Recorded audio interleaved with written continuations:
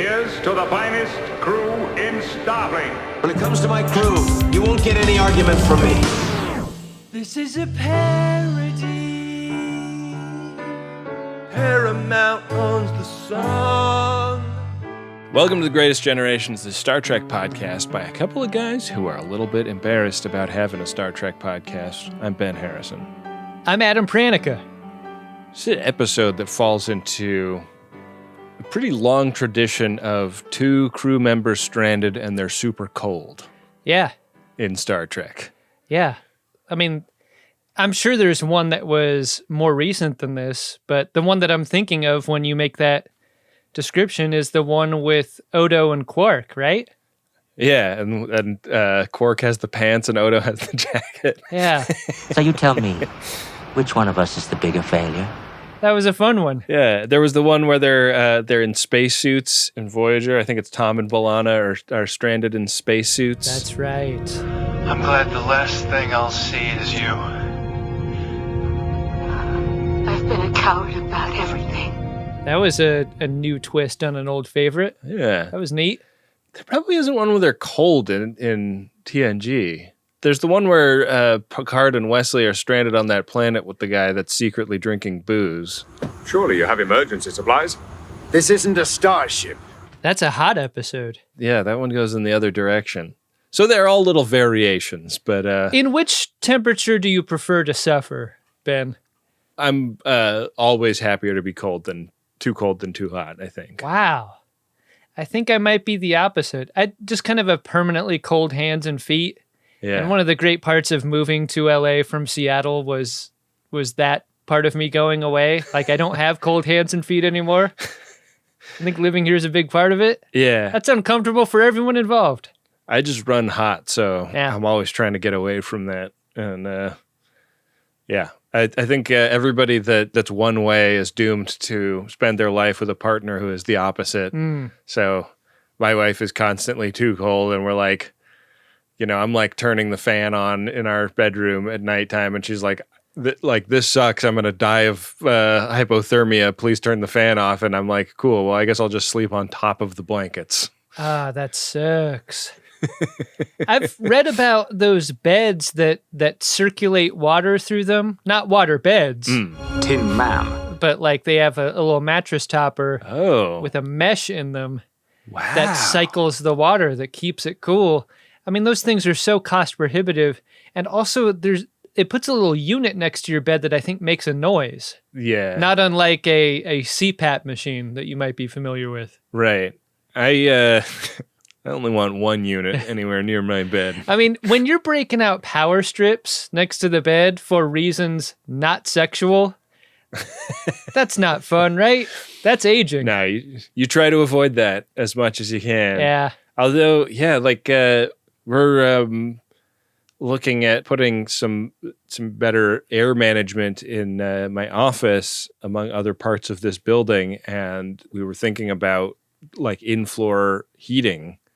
And I guess that's kind of that water cycling through your mattress would be kind of the inverse of that. I mean, is that not what radiant flooring does? I guess it does through electricity, but is there not a version? Like, because I know there's a version that... No, it's running water through the floor. Like, yeah, those... Oh, cool. The stuff that they lay down is pipes of water, and it just like heats the water up and then runs it through the floor. That's great. I've seen that done for driveways and stuff, like in the Midwest. You want to keep a driveway that you don't have to shovel. That's living. I have only ever been in one house that had this, but it was so pleasant. We were in Santa Fe, New Mexico, and in November, and it was quite cold outside. And that, like walking around with your Tootsies being the first part that's getting heated up, really great. I don't usually want there to be heat of any kind, and I was like, I can really appreciate this. When you're curled up on the floor of the bathroom next to the toilet, it does feel nice. To not have it be so cold. Precisely. Well, let's get super cold, Adam, with our friends Trip and Malcolm. Yeah. And today's episode of Star Trek Enterprise Shuttle Pod 1.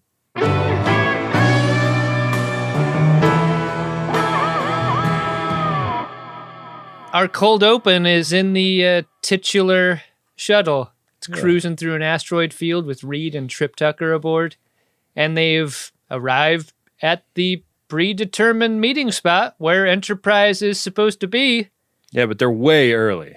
Enterprise isn't there.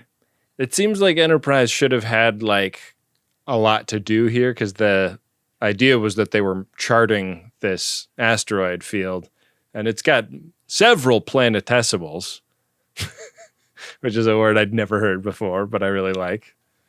It's a planet. The word planet merged with the word infinitesimal. Mm-hmm. Yeah, a lot of those floating around. Yeah, it doesn't seem like it's the sort of work that you'd ever be done with, right? Yeah. If that's your job.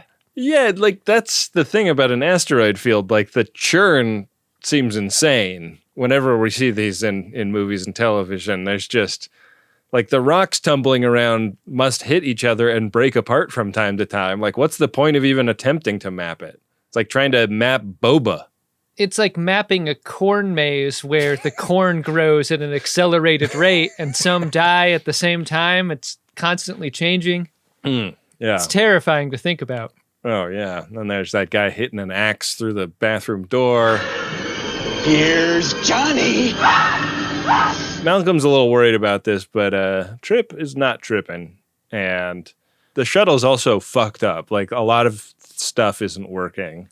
The mood is so interesting in this first scene, right? Because it doesn't feel like the big deal that it becomes. Right. After this cold open. At this point, it just feels like a maintenance issue that Trip Tucker can't wait to address. Like, he's in those guts right now. He can't wait to get stuff fixed once they get back on Enterprise. It doesn't feel like an emergency. No, because they're having like light debates over how sweet it would have been if the Vulcans had met Europeans first.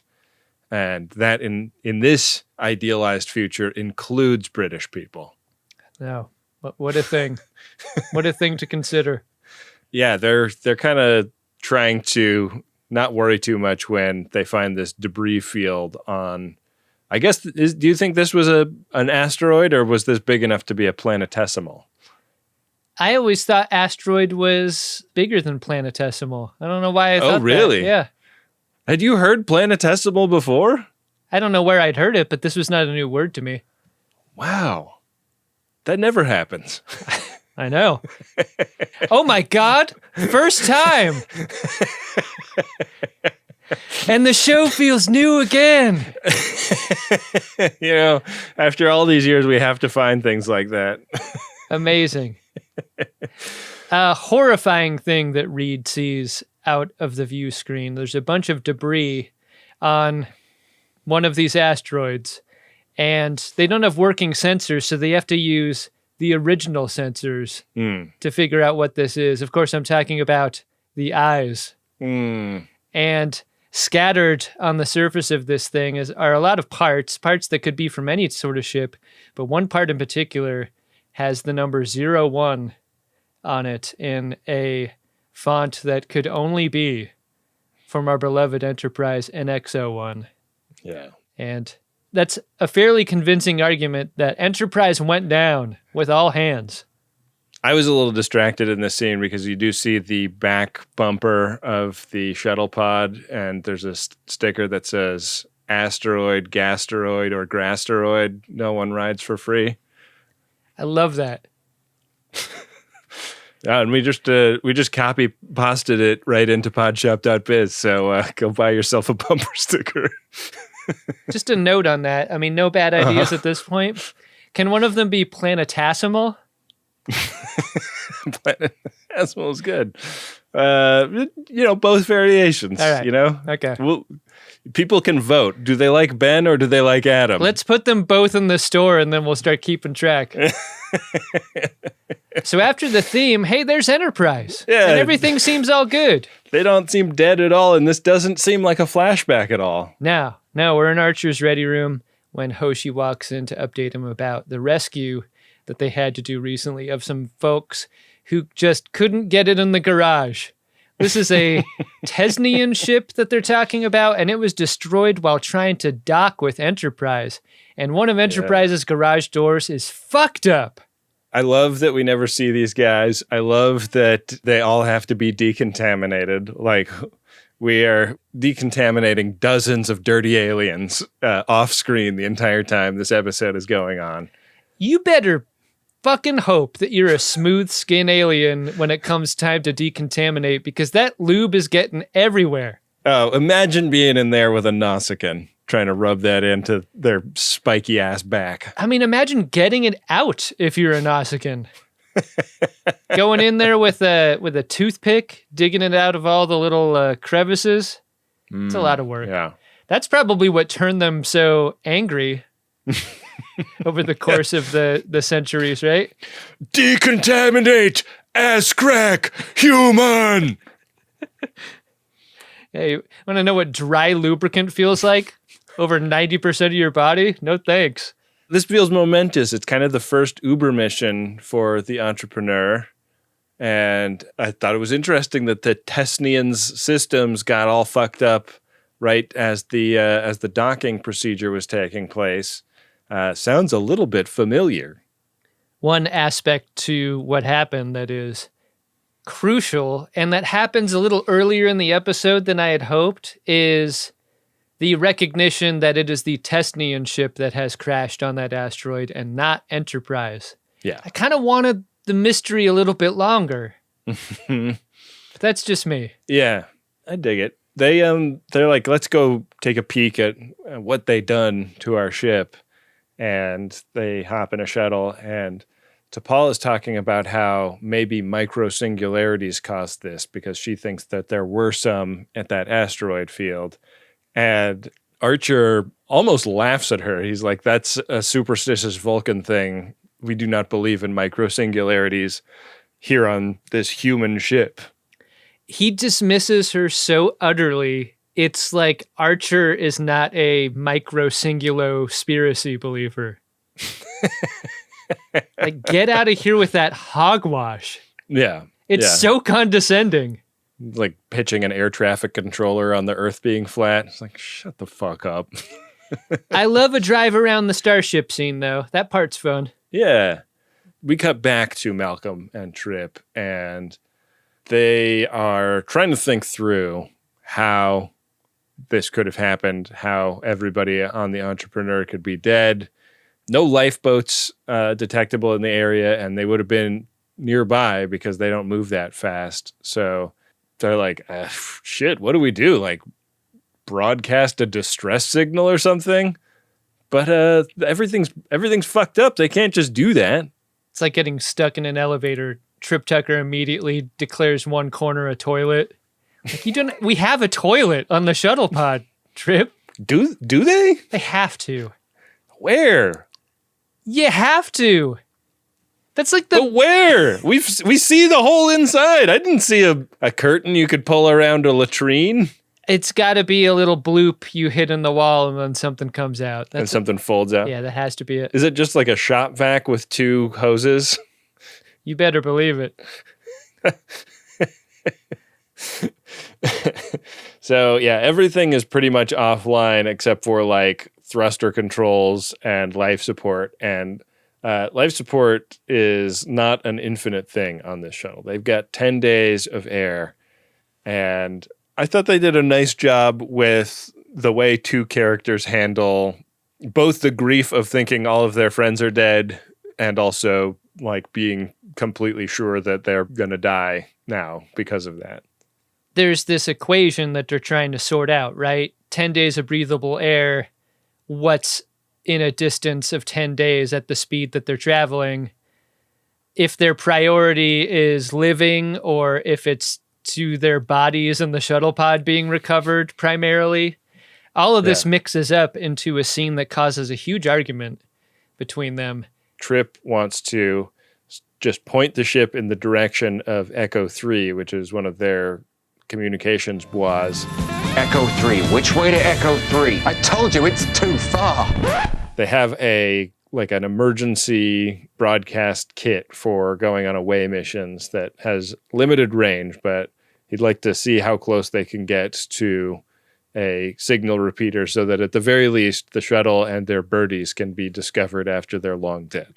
with so few of the shuttle systems being functional, it seems extremely desperate. Desperate enough to put on hot pink lipstick, which is what both of these actors look like. What? In the last moments of this scene, when they take one last look at the debris on the asteroid before setting a course, did they look like they had the brightest, glossiest pink lipstick on? I don't know, man. Maybe you need to look at the color settings on your TV. I did not get that. Wow. Yeah. It seemed like something was going on there in the makeup department.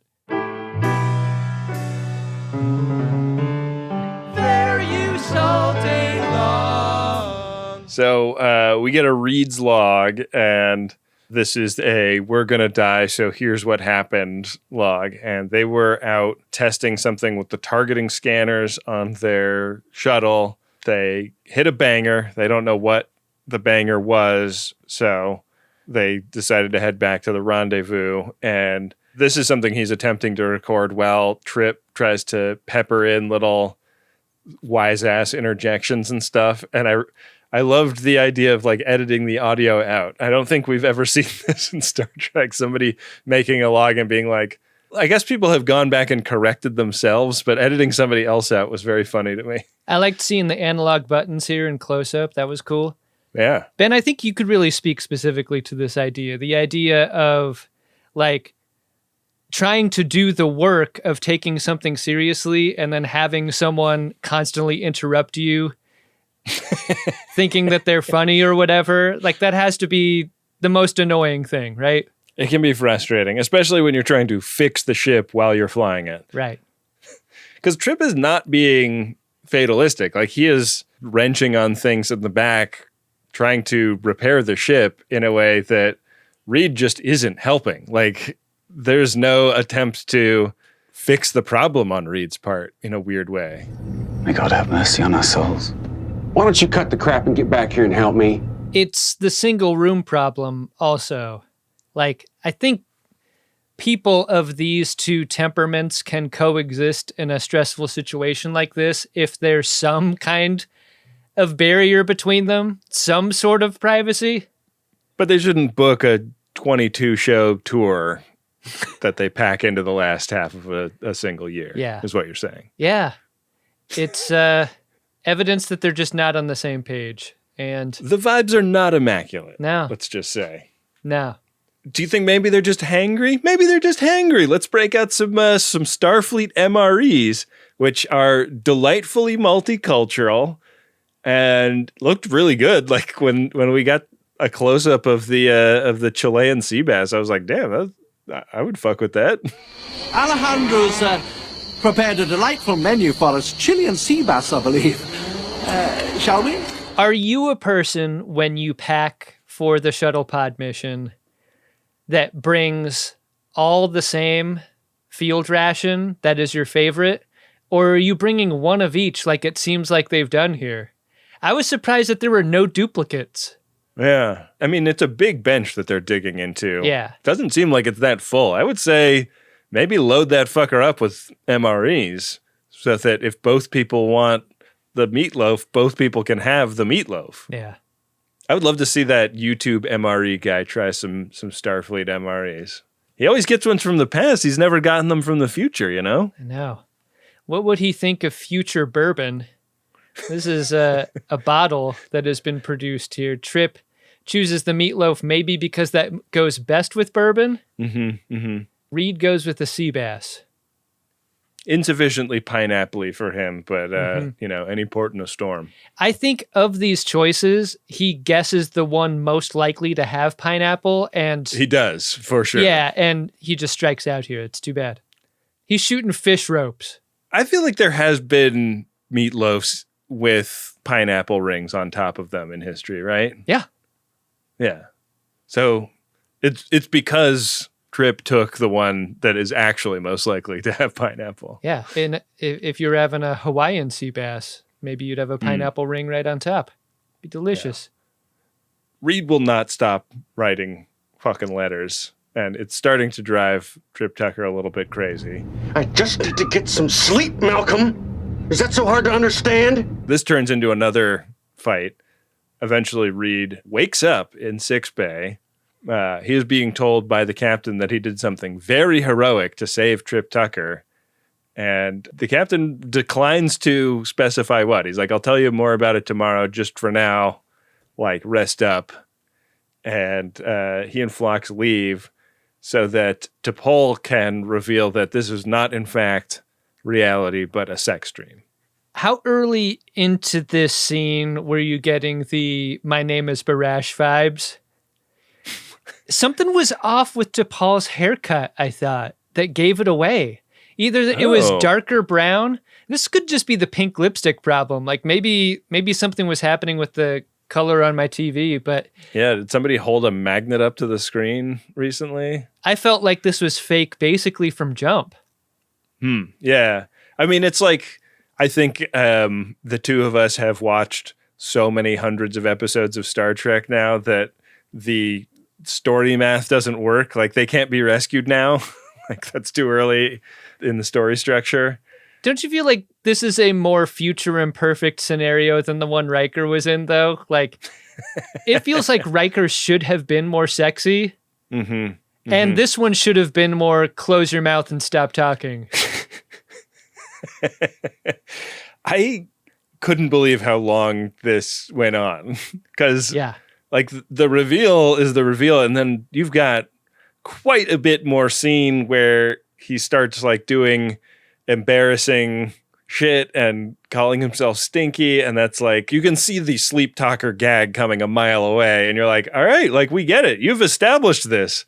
Wake him up now. And it just keeps going. You know how infinity has been described as cutting something in half over and over and over again? I feel like that's the closing rate of T'Pol into Reed's face in this scene. Like, it's so slow. If every first kiss was this slow, it never would have happened for me. Yeah, Zeno's meet cute forestalled the existence of the romantic comedy. Yeah. So he wakes up, Trip has gotten the radio receiver working, and Malcolm is finding out in real time that he's not going to get to fuck T'Pol, and also he's not a hero. How great of a choice was him getting up and going straight for the one chair and facing the other way? I mean, they're short on navigation tools, but with the sundial he's rocking in his pants, it could be pretty useful up near the window. Yeah. He did say he wanted a sextant earlier, and there it sits. Banger, and air is escaping, and where is it from? It's a cause to freak out. It seems like maybe there's 2 holes in the shuttle pod. Yeah, I liked the trick of putting some smoke in the air so they could figure out where it was leaving through. It would have been a great time for next to the bourbon bottle Trip to find the real cigarettes down there. It's fun to do bad things. Starts ripping. Yeah, just like that MRE guy on YouTube. Pretty fun. Yeah, so 2 holes in the ship, and like a pair of little Dutch boys, they plug their fingers into them before creatively reusing the mashed potatoes from Trip's meal as a sealant. What these 2 holes are is it's like a through and through, right? Like one thing punched 2 holes in them. Are you telling me that the consistency of these potatoes is so gritty, I'm just going to say anti-creamy even, that they would stuff that hole and then stop like a spackle? I guess. What is going on here? How did it not just suck the mashed potatoes out? What we don't really get a great sense of is how big the aperture is on this hole. Like if it's a pea, I think you have a very legitimate concern, but if it's like sub-micro hole. It's smaller than a mashed potato molecule. And so that's and so mashed potato molecule is bigger than hole in hull. Well-known patch system for Russian submarine. We don't get the scene where Trip cleans mashed potatoes off of his boot, though. Oh, yeah. Faith of the fart. And you will never take the greatest gin alive. would rather die. What? This was a real fucker because it cost them 8 of their remaining days of air. They're now down to 2 days of air, and they're trying to like figure out what did this. It doesn't really make sense that it would have been a meteor because their hull armor should be plenty strong to stop a meteor of that size. So we can do the mental math of what this was, but they haven't heard T'Pol's weird conspiracy theories yet. I mean, they do wonder if this was the sort of thing that could have destroyed Enterprise back there. Right. Because this seems like a pretty dangerous region of space now. It does. They start like reminiscing about a bar back on Earth and a babe named Ruby that they discover they both had a little thing for. She was the one. There's no doubt about it. Man, I didn't know that you were talking about her. Ah, Ruby. Ruby? You don't mean the waitress Ruby. You knew Ruby? We messing with the same girl. And you have more times than I can remember. Ouch. You ever, in a moment of, I don't know, contemplation or whatever, you ever get haunted by a great experience you had from a service worker at a bar or restaurant from many, many, many years ago? Like sometimes those things will just come back to me the way that this one seemed to in the shuttle. Like, oh God, that place was great. Do you remember that person? Holy shit, she was great. Like it just comes flooding back. Well, it sounds like they were getting more than just restaurant service from this lady. Do you think? I thought it was just an innocent crush. I thought these were just innocent men. Oh, I think in Tripp's case, innocent crush. In Reed's case, sub-innocent crushing. Oh, he was filling her hole with mashed potatoes. Well, to keep the air in. We'll be right back. So, yeah, they come up with this idea that they can buy themselves another half a day of air if they turn the heat off in the shuttle. They agree to my preferred state, which is suffering in the cold but living longer. I feel like you probably would have come down on the other side of this argument. I mean, it sure makes shaving a terrible idea if what you're about to be is very cold. Grow out that beard, Reed. Yeah. They did After 5 Shadows with actual stubble this time, which I thought was interesting. It's pretty fun. They must have seen how bad it looked when they did it and with like hobo face paint earlier, and they were like, we got to figure something else out for that. Yeah, those Halloween costume photographs have hopefully been destroyed. Back on Entrepreneur, T'Pol now has evidence of this micro-singularity thing that took out the Tesnian ship, and she says a bunch of them hit the Entrepreneur's hull as well, but dissipated because their hull plating was on. And she's pretty excited about this in her Vulcan way, because she's like, cool scientific discovery, Archer. And I thought it was funny that Archer was, for once, not psyched about being, on the team that discovers a thing, Right, but this is also a scene where he does that thing where he cannot wait to be on the other side of an issue with T'Pol. Like, how could you care about science at a time like this? That's Reed and Tripp out there. Yeah. They're suffering. Yeah. One distracting thing about this scene, I wonder if you noticed this. Does it look like there is just an absolute stack of high school rental clarinet cases on Archer's shelf in this scene? Oh, I didn't notice those. Why does he have so many of those? That seems like space that could be taken up by water polo balls that are nowhere to be seen. Will we ever have a second hit segment of Polo, Polo, or Pollo? I don't know. Maybe not. I didn't know it was such a rough game. I don't know, man. It sucks. So, yeah, he does not give a shit about the scientific discoveriness of this. He wants his boys home, and now he's worried about them. This is the first time anybody has been like, hey, maybe we should check in on the shuttle, given that our plans have changed. W/R/T, Ubering the Tesnians around. Whence the tether? You know? Like, this is the reason. Yeah. You want a tether. If you go out in I don't mean a literal tether. I mean any kind of tether. Leave a fucking note on the fridge when you leave the asteroid field. This is what I'm saying. This is madness. Yeah.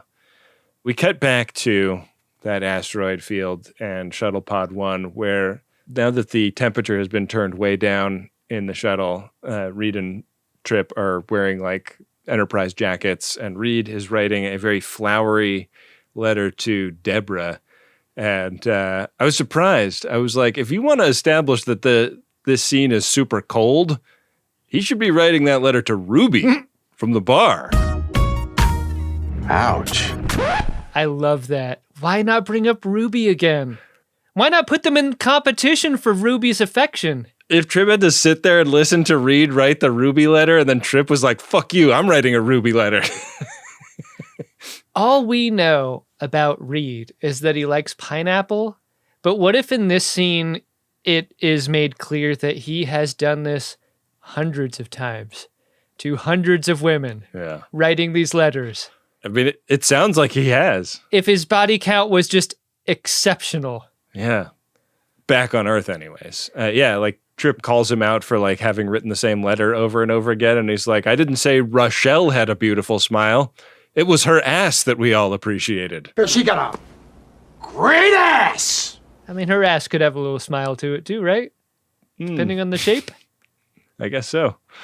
Trip is like not doing this. Like the, self-eulogizing is entirely something of Reed's doing. Why wouldn't you let your death be a mystery with some heroism to it instead of like everyone in your life getting a letter and removing all doubt?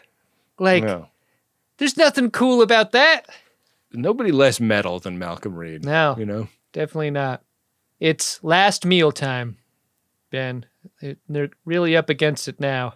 And instead of eating, Trip breaks out the bottle. If anything, it feels like the drinks might help them with the cold, right? I know that's not supposed to be true, but I think for a moment it probably feels pretty good. Mm-hmm. Have a little warmth in the chest, in the tum.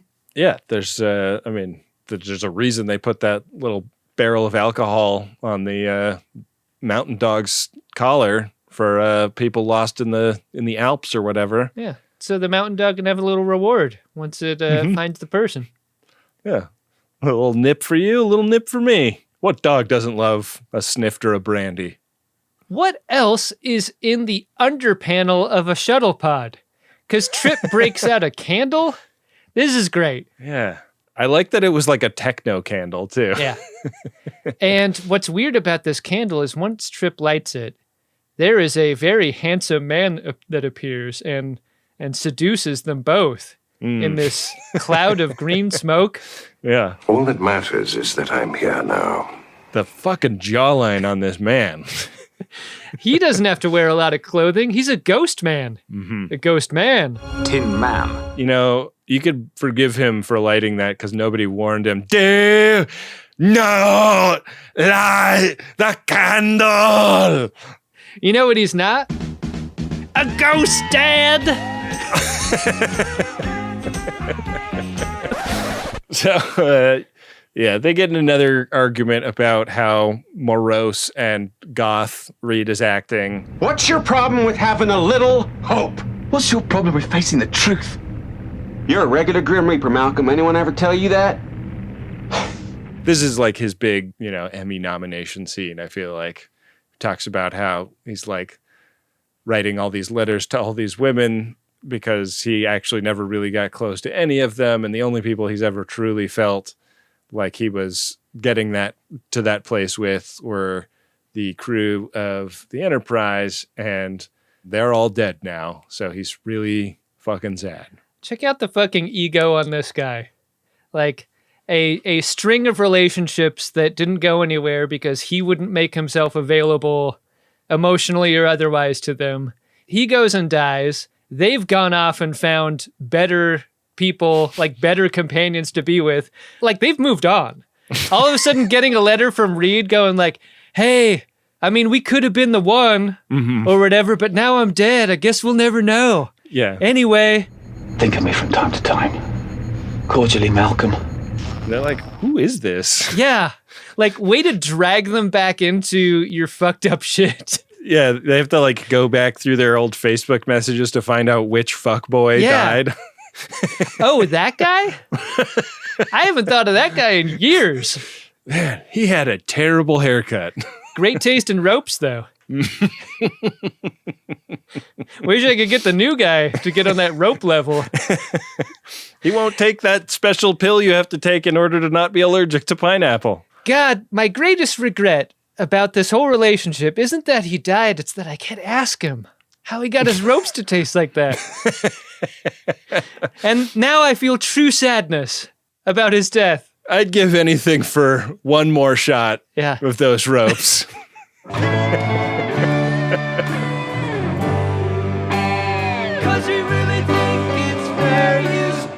Trip feels like shit for having been a dick to Reed about their fallen crew. Isn't this the thing when you get drunk with a good buddy? It's like, maybe you'll fight, maybe you'll hug each other like the best friends that you are, but like there's always like this sequence of like you go through the stages of getting a good drunk on with a buddy. Yeah, yeah. And it includes all of this. Getting blind drunk together is really the only way to say farewell. I think that a lot of people, you know, that aren't straight men don't know that by the end of the night, we are cuddling under the same blanket together, talking about which girls' butts we like.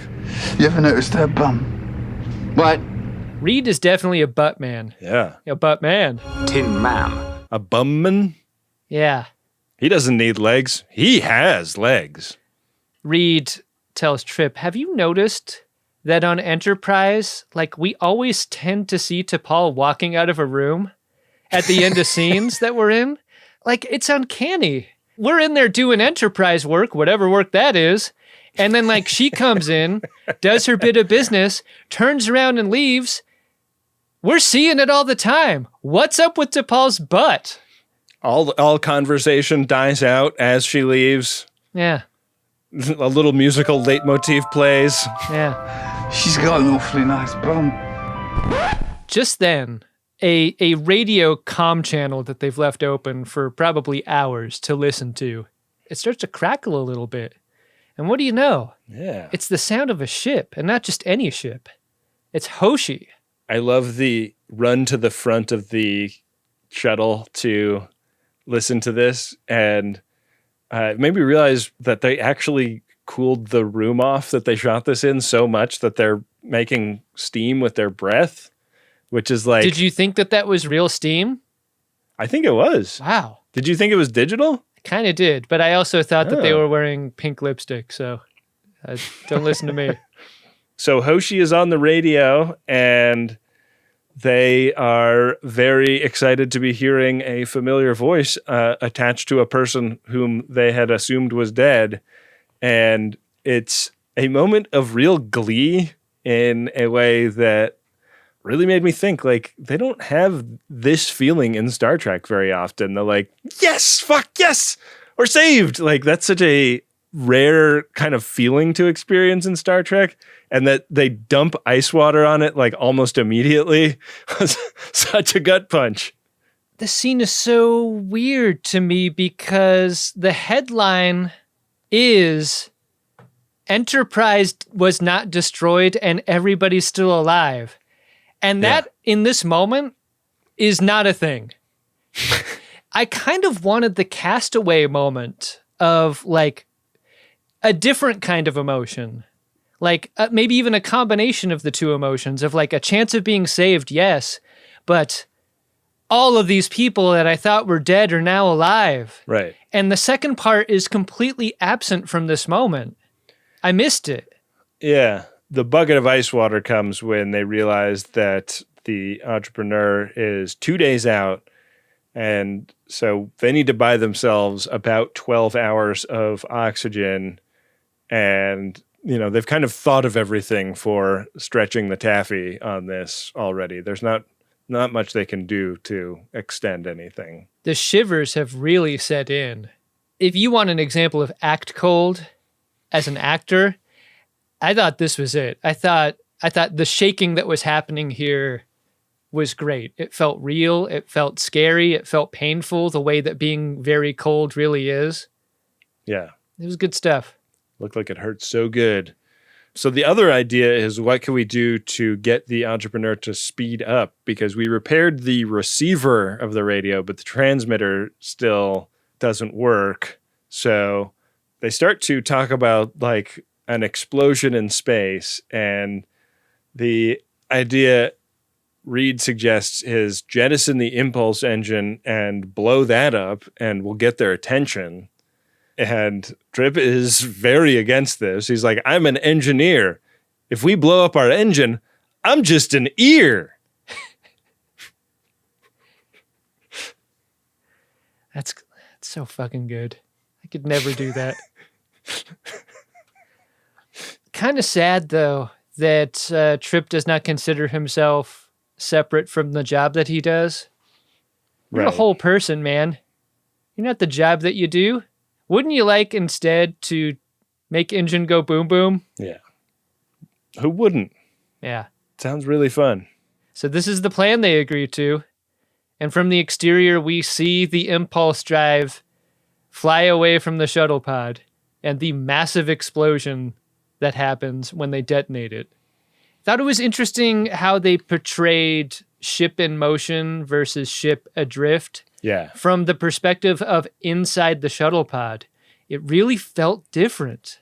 Yeah. I mean, like, I also wondered, like, a huge amount of the, like, energy payload of this shuttle must have been shunted toward moving it toward Echo 3. And we've learned the explosions of things near ships can propel them. Yeah. I was wondering if this would do anything for that. It does shove them a little bit, but yeah, it's not like a wave that they surf or anything. So our next little beat is them like betting how much air they have left. And it's only 10 hours. And that means Trip wins. Prize is the bottle of bourbon. What's left of it? Yeah. There's only like 1 or 2 fingers left, right? Colonel Ty would pour that into a mesh waste paper basket with crumpled up paper in it. What if he'd done that? Like, here's just a quick punch up on this episode. Reed writes that letter to Ruby after they established that they both had a thing for Ruby. Ouch. Then Trip wins their bet over how much oxygen they have left, wins the bourbon, pours it out on the floor while making like really shitty eye contact with Reed. I love it. I love that. I mean, a tag to that might be Trip doing this as he goes up the ladder to the airlock that he has said he will blow himself out of in order to create an amount of livable air that makes it possible for Reed to live long enough to meet up with Enterprise. This gets to be the biggest argument of all because they get so mad at each other that Reed actually pulls a gun on Trip, and he's threatening to stun Trip to stop him from self-spacing. And this made me wonder, like, wouldn't a body that had been stunned by a phaser use less oxygen? So wouldn't that be a good compromise? Like, actually, like, why don't you just stun me? And that'll buy you a quarter of what me going out the airlock would have bought you. I would shoot Trip and myself in that moment. T'Pol might have fucked Reed if they'd gotten home and she found out that he shot him. I know. Their faces are close enough in this moment to share a churro during this argument. They're absolutely on top of each other. You know, this just makes it harder for me, right? Yeah, just make out already, you two. That, like, fight with the faces close does inevitably feel like the sexual tension is about to break whenever I see it in a show or a movie. But through decades of media watching, it's just TV close is not real life close. It's compositional. Speaking of strange TV techniques, we get maybe the longest fade to black. Like a good old-fashioned 3-second fade to black here. Yeah. Yeah. You drop the effect on the end of your clip, and then you, like, drag it over, and it's like, the default is 1 second. Are you sure you want to triple that? Pretty fun. Reed wakes up again in a biobed in 6 Bay, and to somewhat less fanfare. They're not talking about like what a great hero he is, but the fact that he and Trip had pretty bad hypothermia, and it's been a long process to bring their core temperatures up. The captain and T'Pol and Phlox are there, and they seem pretty happy to have him back, but not so happy that T'Pol is going to reward him with that ass. Yeah, there's a much longer closing distance between her face and his in this scene. You could even argue that it's getting further away, really. Yeah. Good night, Lieutenant. She seems very perplexed about what's happening just below his waist. I mean, what's got to be going on down there is the coldest erection that's ever happened. It's crazy. Yeah. Would that help? Would that like help warm you up though? Like the blood starts really pumping? I don't know. There needs to be a study. Mm-hmm. The hypothermic dong. Yeah. Yeah. What happens? Did you like this episode, Adam?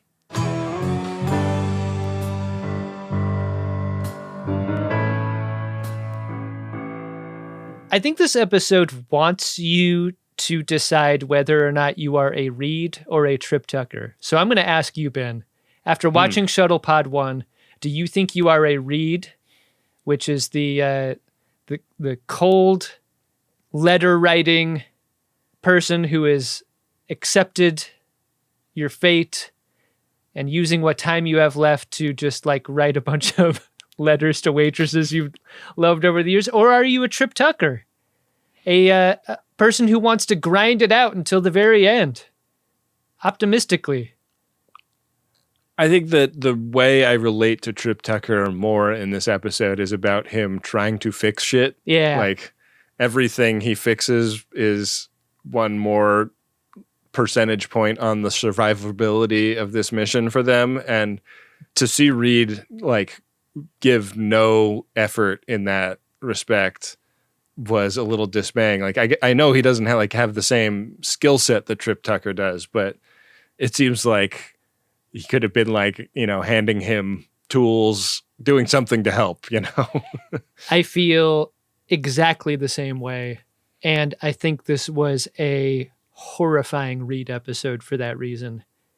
I just don't understand how there can be no effort put toward life extension of any kind. The selfishness to spend your remaining hours just writing letters to people who barely know you. Yeah. One thing that is never brought up in this episode is the...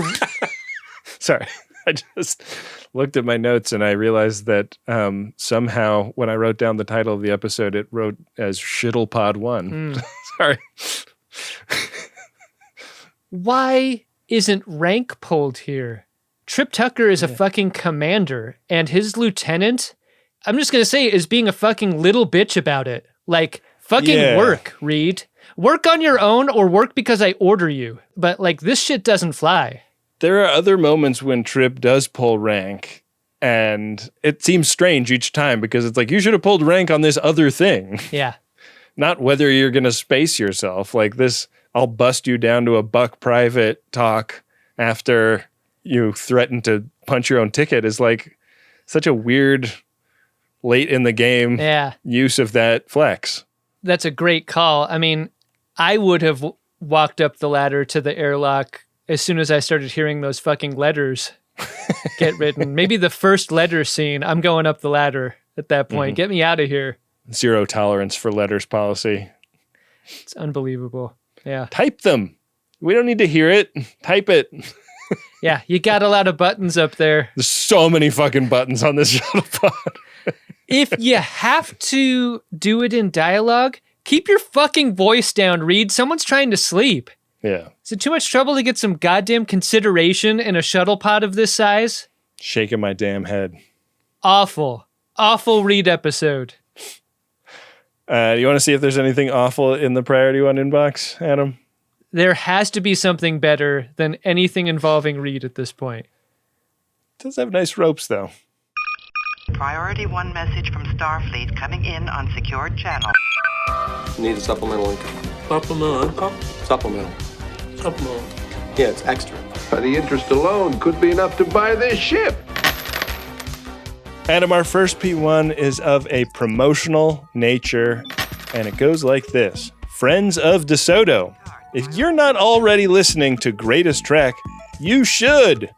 There's occasional Greatest Gen crossover that you would otherwise miss, like that time Ben had Janeway blow up Voyager to the Yin Yang twins in Strange New Worlds Season 2, Episode 9 at the 36-minute and 19-second mark. There's also the same comedic gold you expect on Greatest Gen, like when Adam threw down Gorn's hegemony on Strange New Worlds Season 2, Episode 10 at the 4-minute and 47-second mark. Give it a view. Also, buy a Jumbotron or become a member at MaximumFun.org. I just paid them to advertise their own shit. It's pretty good for shit. Geez, Chris is capital FFOD No for kidding. a promotional P1 like this. Jeez. Yeah. So the call to action is listen to Greatest Trek. And, man, I appreciate that. I try to tell people, I really do. But I think Chris put it better than I ever could. Greatest Gen is a hit Star Trek podcast. I would argue the most popular Star Trek podcast there is. Highest reviewed, most reviewed, etc. It's the best. Greatest Trek runs at like 60 or 70% of its popularity, I think. Yeah. Like, they are not equals. Which is weird. In terms of audience, and it would be nice if they got a little closer. Because I'll say it, I work just as hard on that show as I do on this one. Mm-hmm. Yeah. If not harder. So does Wendy. No kidding. God damn it. If you won't do it for me, do it for her. Ben, we got a priority one message here of a personal nature. It is to Matt in Seattle from Tom in Seattle. Their message goes like this. Happy birthday to my best friend / roommate / lover. Is that the order of how this happened, I wonder? I went to a wedding once where that was like how they did their vows. Like, you're my best friend and my roommate and my husband. Well, I mean, you went from roommate to lover to best friend, didn't you? Wait, is she divorcing me? What's happening? When I look back at the last few years, it's like a series of disjointed images in mind. Please play a flashback drop from Voyager Raven. Each time I see a bird. A bird? Yes, a large black bird flying toward me, shrieking. Will I keep having these flashbacks? A series of disjointed images in my mind. I was frightened. I felt fear. I must rejoin the collective. Hypnagogic regression. Flashbacks. Flashbacks?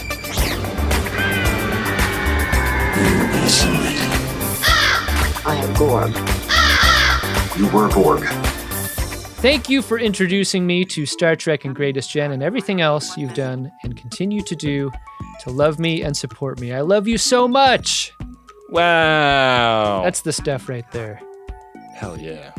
And thanks, Matt, for putting Tom onto our show. Yeah. Like, many relationships would totally fall apart from that, so it took real courage. We've had to decide not to read a lot of priority one messages that go like, my best friend introduced me to Greatest Gen, and then we became ex-best friends.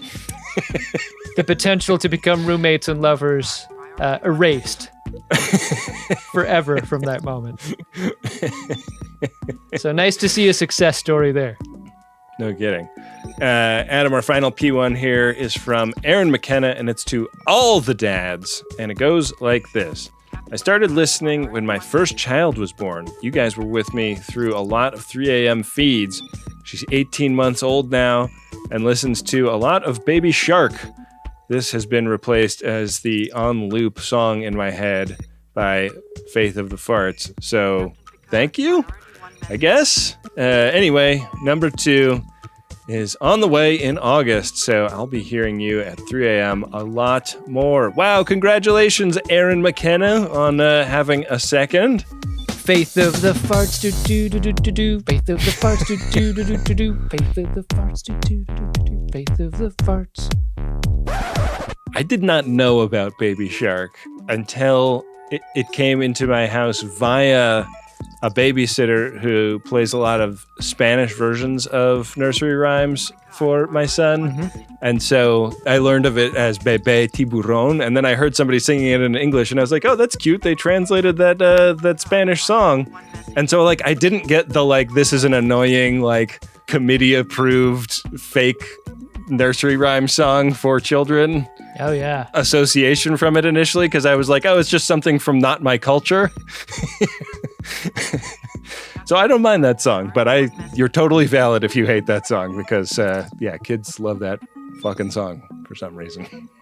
And we'll be here to debate the validity of your priority one message. All you have to do is go to MaximumFun.org/Jumbotron, write a couple of words, have us say them or sing them. And doing so helps support the production of our shows. Sure does. Thanks for doing it. We appreciate it. Hey, Adam. What's that, Ben? Did you find yourself a drunk Shimoda? Incredible. Drunk Shimoda. Yeah, I mean, Reed. What the fuck, man? Yeah. Not great. I'm just going to keep it as that. I think for reasons stated many times this episode, Reed's going to be my drunk Shimoda. What about you? He does get very drunk in this episode. Yeah, but Trip does too. Yeah. Yeah, I'll give it to Reed. I think you're right about that. I think Reed is if they're both drunk, but only one is a Shimoda. If Trip had gone out the airlock in episode 16 of season 1, I think that is an amazing choice. That's about when Tasha Yar left the show, right? Like kind of midway through season 1. You could argue we know more about Trip Tucker than we do even about Archer. Like, he is a main character on this show. Yeah, and after this episode kind of feels like the last one of the humans anyways that you could say has the right stuff, you know? Yeah. Like, because Archer doesn't. Yeah. Hoshi doesn't really want to be there. No. Reed's a fucking mess. Why don't you put DePaul in charge? I guess Mayweather has the right stuff. Yeah. He's so cheerful. He's got the positive stuff. Yeah. Face of the fart. Well, let's wrap up, Adam, by talking a little bit about next week. The next episode is season 1, episode 17, Fusion, a group of atypical Vulcans visiting the entrepreneurs subject T'Pol to uncomfortable new ideas. I'm ready to experience some uncomfortable new ideas. Yeah. Are you interested in experiencing them in an uncomfortable way, though, Adam? No. The only way we can find out if that will be a situation is by rolling the 100-sided die on the Game of Buttholes, the Will of the Riker, Quantum Leap. I got caught, Adam, by the way. I was over on the Greatest Gen subreddit, and somebody was like, why, when they roll a number, is that not the number they just land on? Because I thought that's how they described it. And I totally did describe it that way when we unveiled this edit of the game. And that's not how it works. It works by adding the number we roll to the number that we're at on the board. Yeah. I had really hoped that nobody would notice that I'm a total fucking idiot, but they caught me. So that's why it didn't make sense. A Reddit criticizer was right that one time.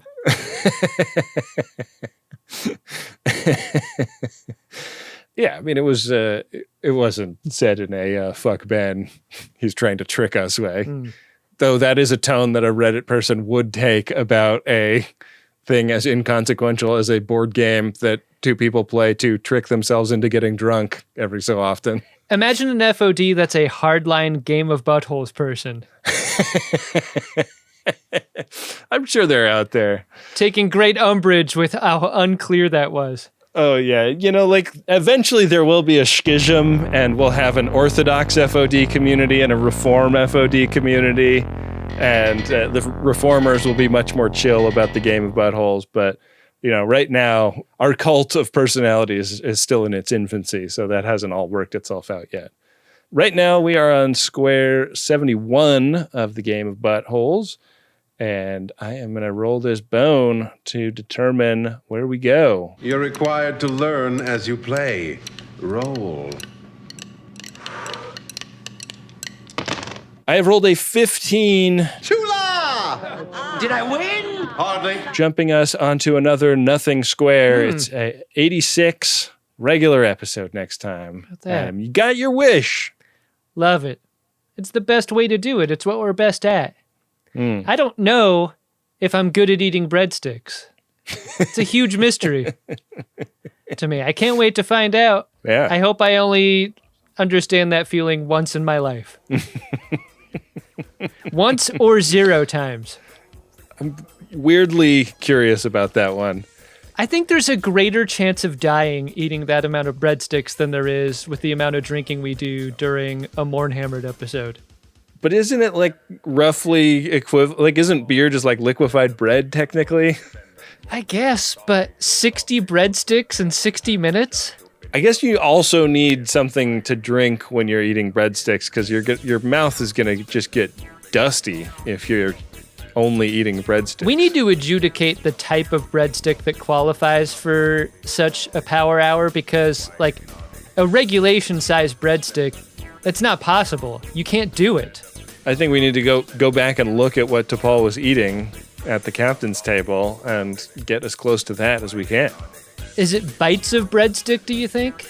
Or you gotta I think it's got to be bites of breadstick. It has. You can't take all 12 inches to the dome. It's too time-consuming yeah. to get a long boy down. Got to get yourself ready to take down one of those long boys. Jesus Christ. It's going to be a nightmare. Really appreciate all the friends of DeSoto that make whatever this is possible by supporting at MaximumFun.org/join. Get yourself signed up there and get a bonus episode every month. Get yourself signed up at gach.biz/mail for our mailing list. We're doing a monthly newsletter now. I think this is like one of the best things we've done. Like, honestly, we should fucking charge for it. It should be you can only get it if you're a supporter. But no, we're giving it away for free. I think it's fine. And subscribe for no other reason than the discount code at podshop.biz. I would manage your expectations and maybe begin there instead of best thing we've ever done. I think it's spectacular. It's fabulous, Adam. I want to express my gratitude for Wendy Pretty, who produces this show and edits it, and the great Adam Ragusea, who made our Diane Warren parody theme song, coached us through singing so we didn't sound like alley cats on it, and performed all the instrumentation and wrote his own arrangement of the song for us. God, that guy kicks ass. We also appreciate Dark Materia, who wrote the original Picard song. Got to thank Rob Adler and Bill Tilley, who run our social medias. And also, Rob Adler works on that newsletter. But maybe best of all, like, follow us on Instagram or TikTok if you're using one of those two social networks. Because Rob Adler is making, like, hilarious video snippets of this show every week that are not hilarious because of us, but because of, like, the amazing editing job he does on them. We get to, like, sign off on them when he makes them. And whenever they show up in the company Slack, that is the highlight of my day, man. Yeah, we're funny, but he's funny in his own right, for sure. And those are definitely worth watching. With that, we will be back at you next week with another great episode of Star Trek Enterprise and an episode of The Greatest Generation Enterprise that's also starting to notice hair showing up in places that it never grew before. That's exciting. And a little late, in my mind. Make it so.